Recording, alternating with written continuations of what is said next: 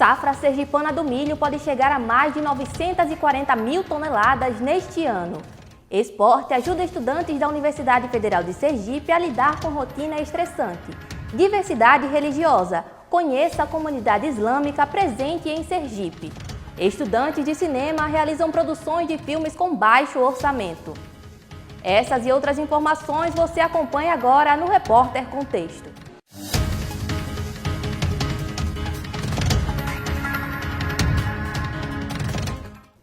Olá, tudo bem? Está começando agora a edição de número 23 do Repórter Contexto, telejornal laboratório do curso de jornalismo da Universidade Federal de Sergipe. E, para começar, o milho é o grão mais produzido em Sergipe. O estado vem se destacando no cenário regional e as expectativas para a safra deste ano são altas. Sergipe é o menor estado do país, mas se destaca na produção de milho. Atualmente, o estado é o quarto maior produtor do grão no Nordeste. Para a safra deste ano, estima-se uma produção de cerca de 949 mil toneladas, o que corresponde a um aumento de 5,4% em relação ao ano anterior. Um dos fatores que impulsionaram esse resultado foi a oferta de fertilizantes no mercado, que conta com valores em queda.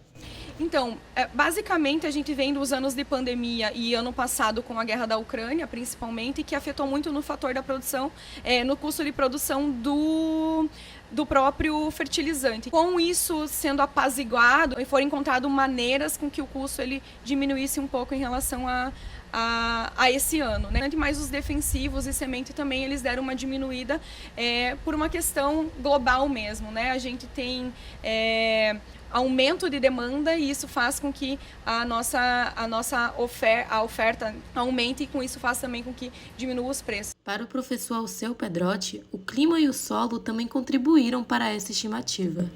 Bem, a alta produtividade de milho aqui em Sergipe, quando se fala em produtividade, se fala em rendimento por área, né? Se deve basicamente às chamadas condições edafoclimáticas. Seriam as condições de solo com as condições de clima, né? Então, essa alta radiação solar associada à ocorrência de precipitações de forma adequada e as características químicas, principalmente do solo, serem bem destacáveis, tem garantido produtividades bem elevadas aqui no estado. Nesta propriedade, localizada em Campo do Brito, agreste sergipano, o produtor Claudiano Almeida plantou 200 tarefas de milho em abril e está esperando a lavoura amadurecer para colher os grãos em outubro. O ano passado eu colhi a 30 sacos por tarefa. Esse ano eu estou com a expectativa de 40 a 45 sacos por tarefa. Claudiano investiu cerca de R$300 mil no plantio e irá gastar em torno de R$50 mil na colheita. O produtor estima um lucro de R$130 mil, considerando um valor de R$60 para cada saca. Esse ano a chuva foi mais maneirada, não foi um volume de chuva muito grande para poder alagar o terreno e a expectativa é que seja um plantio bem melhor do que o ano passado. O milho hoje é o principal produtor agrícola de Sergipe e possui bastante importância econômica. A explosão na produção é resultado de um esforço conjunto de agricultores dedicados, aliados à tecnologia de ponta e condições climáticas favoráveis. Essa combinação vitoriosa não apenas impulsiona a produtividade, mas também gera empregos, eleva a renda dos agricultores e fortalece a economia local. Ônibus enferrujados, bancos quebrados e superlotação são alguns dos problemas que os passageiros de transporte coletivo enfrentam na capital sergipana. Não é novidade a insatisfação dos usuários do transporte coletivo em Aracaju, seja pela demora dos ônibus ou pelas suas condições estruturais. Os ônibus demoram muito, eu já estou aqui há mais de 28 minutos, às vezes demora mais, que eu acho que vai chegar aos 30. Aracaju está em 9º lugar nas tarifas de ônibus mais caras do Brasil e em 3º do Nordeste, mas infelizmente o seu alto valor não corresponde à qualidade oferecida aos seus passageiros. São horríveis, eu sou um estudante que pego 3 linhas diferentes de ônibus, então tenho a capacidade de poder explicar realmente como são as diferentes linhas. A linha aqui do campus são horríveis porque as poltronas em si, as cadeiras são, a maioria delas desprendidas do chão, elas são muito enferrujadas, então assim, você não tem segurança nenhuma. A gente realmente é muito desrespeitados, né? Não somente a comunidade acadêmica, como também a comunidade do Rosa Elze. Então, os ônibus todos estiorados. Essa semana mesmo nós ia para um carro Bugio Centro, e quando nós ia pegando aqueles ferros que seguram em cima, quando nós que já estávamos segurando os ferros, em vez de os ferros sustentar nós, era nós que estávamos sustentando os ferros, tudo quebrado. E quando chegou no terminal do mercado, passou 3 ônibus para nós conseguir entrar nenhum, de tão cheio que estava. Isso no horário de mais ou menos de trabalho, 7h30, 8 horas da manhã. Os problemas também estão presentes na acessibilidade. A má qualidade dos elevadores tem dificultado o direito de ir e vir dos usuários de cadeira de rodas com sua locomoção. Essa é uma realidade que a universitária Jane Miranda nos conta. Já tiveram momentos em que a gente vai pegar o elevador, não desce o elevador, aí quando o elevador ele funciona, muitas das vezes que a gente já peguei, travava na metade, ou quando não travava na metade, a gente entrava, na hora de descer o elevador não descia, e aí a gente ficava esperando os motoristas mesmo tentar consertar o elevador. Às vezes não consertava, às vezes eles tinham que usar mecanismo manual para poder abaixar, para poder descer, eu tinha que esperar outro ônibus, 1 hora depois, meia hora depois, um que pudesse ter elevador. Tem uns das mesmas linhas que uns têm, outros não, e a gente tem que contar com a sorte de algum deles esteja funcionando, dependendo de onde você está indo, né? Em resposta, a Superintendência Municipal de Transporte e Trânsito, SMTT, de Aracaju, informa que atua para ofertar um serviço de transporte coletivo cada vez melhor aos usuários, que entende que ainda há problemas no sistema, os quais foram agravados durante a pandemia e também com o aumento dos insumos. Sobre as fiscalizações, elas são realizadas constantemente nas garagens das empresas para verificar a frota e o cumprimento da ordem de serviço das linhas, e quando é detectada alguma irregularidade, o ônibus é impedido de rodar. A SMTT finaliza ressaltando que, para dar mais comodidade aos usuários do transporte público, a Prefeitura de Aracaju vem investindo nos terminais de integração. Os municípios de Salgado, Simão Dias, Nossa Senhora da Glória e Japoatã apresentam alto risco de infestação do mosquito Aedes aegypti, transmissor dos vírus da dengue, zika e chikungunya. É o que revela o último levantamento rápido de índice para Aedes aegypti, LIRA, realizado no mês de setembro. Os dados divulgados pela Secretaria de Estado da Saúde mostram que a cidade com indicador mais elevado é Salgado, com taxa de infestação de 7,3. Outros 42 municípios têm médio risco de infestação do mosquito e 29 indicaram baixo risco. Este ano, a Secretaria registrou 2.200 casos de dengue, 1.353 de chikungunya e 183 de zika. Por isso, atenção, você que mora nesta região, evite deixar água parada em recipientes como vasos de plantas, pneus e piscinas, fazendo com que isso evite a proliferação do mosquito. Agora vamos falar sobre esporte. Nas universidades, alunos têm recorrido a práticas como badminton e natação a fim de quebrar o estresse da rotina acadêmica. Ao ingressar na universidade, a rotina das pessoas muda. Diante de tantas demandas, o esporte universitário contribui para estimular vínculos e melhorar as relações, amenizando as cobranças da rotina. O Centro Acadêmico de Educação Física, o CAEF, atua na organização de eventos e campeonatos, incentivando a prática esportiva dos estudantes na UFES e a integração entre esses alunos. Então, principalmente no Intercampus, a gente tem hoje atualmente a CCBS completa, né? Então a gente tem todos os cursos englobados, que o CAEF, o Centro Acadêmico de Educação Física, ele puxou essa organização e aí a gente pôde participar do Festival Intercampus promovido pela Copris. A universidade traz responsabilidades diferentes e isso afasta muitos alunos do meio social, vivendo em uma rotina desgastante.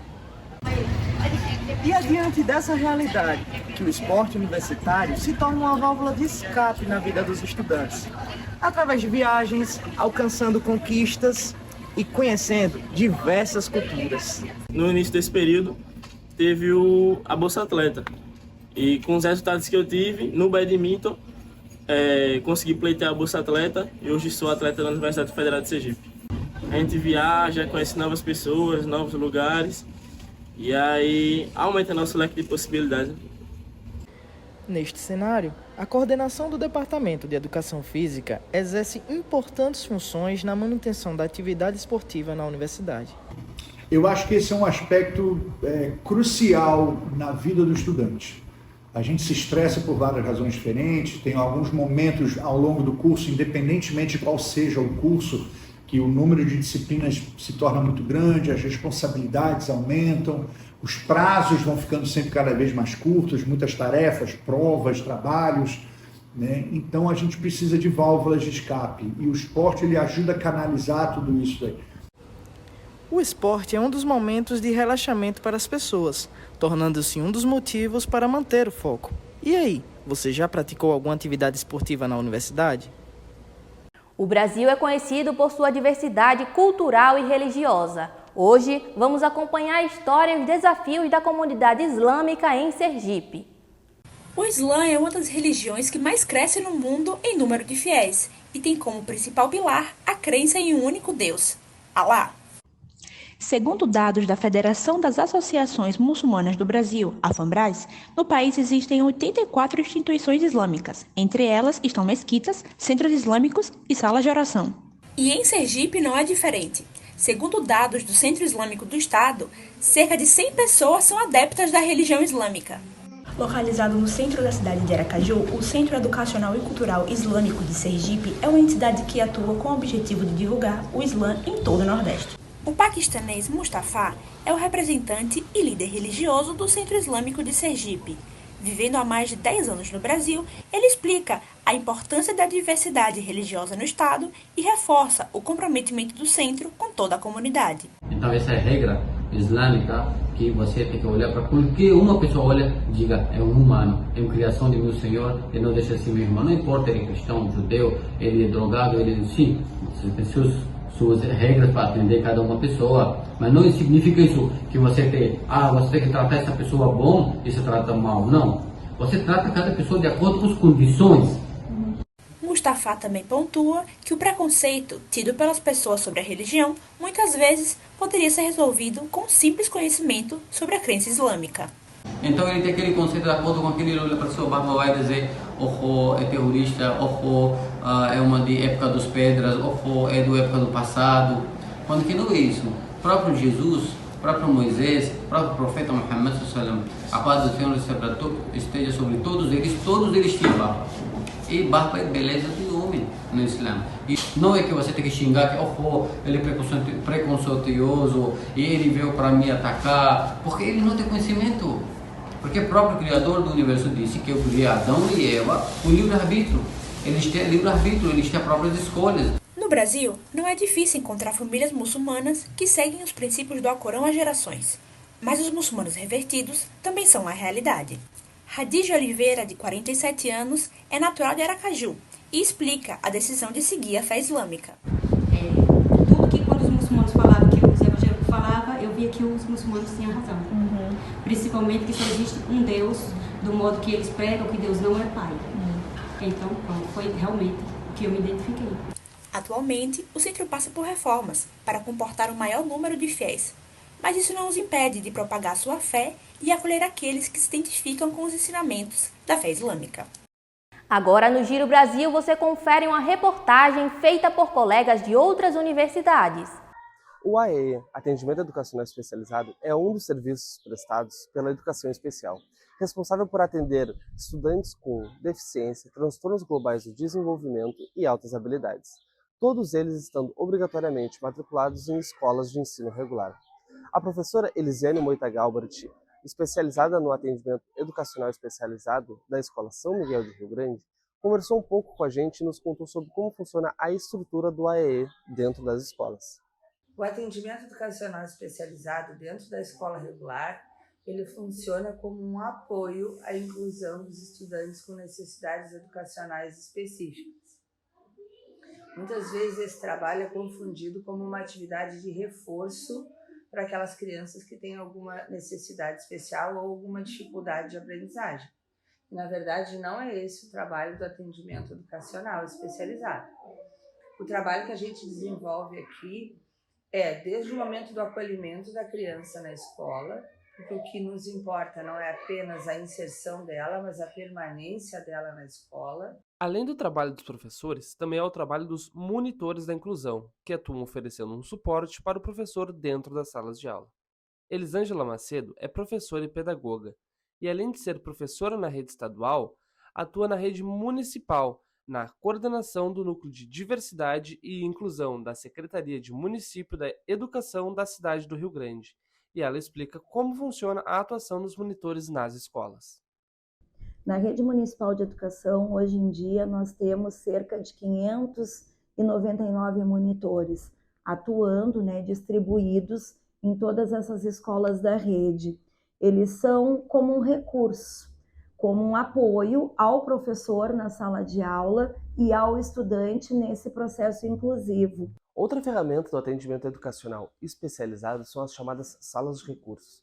Salas como esta, que possuem elementos como brinquedos, jogos, livros, todos eles com o papel de auxiliar e apoiar o profissional para o atendimento educacional especializado aos alunos. O trabalho na sala de recursos acontece da seguinte forma: as crianças têm um horário estabelecido para vir aqui e, através de jogos, de brincadeiras, explorando a ludicidade, a gente vai procurando mapear e identificar as dificuldades, as barreiras que estão, de alguma forma, interferindo no desenvolvimento dessa criança. Não é um reforço escolar, mas é um atendimento psicopedagógico institucional dentro da escola, diferente do clínico, que acontece lá nas clínicas de psicopedagogia. A Escola Municipal São Miguel conta com uma sala de recursos completa e presta o atendimento educacional especializado para seus 52 estudantes da educação especial. Apesar do serviço ser bem estruturado, um dos principais desafios está relacionado à infraestrutura, que não atende a todas as tipologias de necessidades específicas dos estudantes. Para a Aline, a diretora da escola, o que limita o trabalho seria justamente o problema na infraestrutura. Bom, um dos desafios que a escola enfrenta, que eu percebo na parte da gestão escolar, especialmente é a função do pátio, da infraestrutura. Apesar da função de estrutura, a gente tem excelentes profissionais, que a Secretaria de Educação nos encaminha professores especializados, possibilita mais cursos, mais formações para esses professores. Então, os profissionais que atendem as crianças com necessidades específicas são profissionais com bastante estudo, com bastante formação. Então, o que nos impede mesmo é a questão estrutural mesmo, a questão da infraestrutura. É muito comum que, vez ou outra, grandes produções de cinema ultrapassem a casa dos milhões ou até mesmo bilhões de dólares. Mas no curso de cinema, os desafios é exatamente o oposto: realizar filmes com o menor orçamento possível. Filmes universitários são filmes feitos pelos alunos do curso de cinema ainda durante a formação. Devido à falta de incentivos, o grande desafio é realizar as produções com orçamento limitado. É aí que os realizadores têm que trazer a criatividade para fora das telas, na tentativa de atrair possíveis investidores e financiamento para os projetos. Um dos meios mais usados pelos alunos da Universidade Federal de Sergipe são as rifas, que vendidas por valores acessíveis e inclui prêmios dos mais diversos. Eu sou Micael, sou aluno de cinema e durante o interdisciplinar eu fiquei como produtor, entre outras funções, mas aqui demanda essa questão foi produção do curta Jamais Serei Seu Pai, e a gente optou por duas formas de conseguir dinheiro, já que a gente não teve outro tipo de financiamento. A gente optou por uma vaquinha online, no qual a gente conseguiu um determinado valor até razoável. Porém, a gente precisou também optar pela rifa, a tradicional rifa, A gente conseguiu uma boa parte da grana para poder financiar o curta. No caso do curta A Live, dirigido por Felipe Paixão, aluno de cinema, o método de arrecadação foi um pouco diferente. Eu sou um dos diretores, no caso, do filme A Live. E falando sobre nossos meios de captação, a gente tinha um objetivo muito claro desde o começo, que era pagar principalmente maquiagem e atores, tirando custos básicos de alimentação, necessidade de compra de equipamento e coisas do tipo. E aí, como a gente não teria nenhum tipo de financiamento até então, a gente viu a possibilidade de montar um evento. A gente organizou uma festa, selecionou alguns artistas locais daqui E aí fez com que essa arrecadação de dinheiro fosse pensada justamente para isso. A verba arrecadada é destinada, na maioria dos casos, a questões de logísticas da equipe de filmagem. Esse dinheiro ele foi voltado bastante para a questão da alimentação, da equipe, do transporte. Também teve uma pequena parte para figurino, para maquiagem, para cabelo, para a questão da arte e também para alguns equipamentos de fotografia. Gabriela Alcântara é professora e realizadora audiovisual. Com experiência na área, ela ajuda na preparação dos alunos, desde a pré-produção, rotina no set de filmagem, até a criação de projetos que irão concorrer a editais. Eu acho que a maior dificuldade para o cinema universitário é não contar com nenhum suporte de financiamento, nem o financiamento público, né? Que por mais que seja difícil para o cinema independente brasileiro, ainda temos isso. Então, para mim, é sempre muito... Não vou dizer que é difícil para mim, né? Mas eu fico preocupada quando eu vejo a forma como os meus alunos têm que se virar, de fato, para conseguir fazer os filmes. Eu cheguei na universidade acostumada a trabalhar com filmes que tinham pelo menos 100 mil reais para acontecer. E aqui eu vejo os meninos venderem rifa, venderem picolé na praia, venderem dudu alcoólico encalorada, tudo e mais um pouco, fazer festa para conseguir 2 mil reais para fazer um filme. E desses 2 mil reais deveria sair, mas não é o suficiente para transporte, para alimentação, para iluminação, equipamentos. A falta de recursos financeiros impacta diretamente no resultado dos filmes, como conta a professora Gabriela Alcântara. Já vi alunos tendo que trabalhar com ring light, que é uma luz que blogueiros usam, e aí, em comparação com alunos que conseguem um apoio e conseguem uma luz melhor, aquele filme tem uma diferença estética muito grande. E isso acaba interferindo na própria autoestima do realizador, né, e dos técnicos. Isso é um processo formativo mesmo. Acho que uma solução seria os editais acontecerem, que aqui em Aracaju a gente tem esse problema também, e terem uma linha de financiamento para os filmes universitários. O Repórter Contexto fica por aqui. Você pode acompanhar outras produções do nosso canal. Obrigada pela atenção e até a próxima!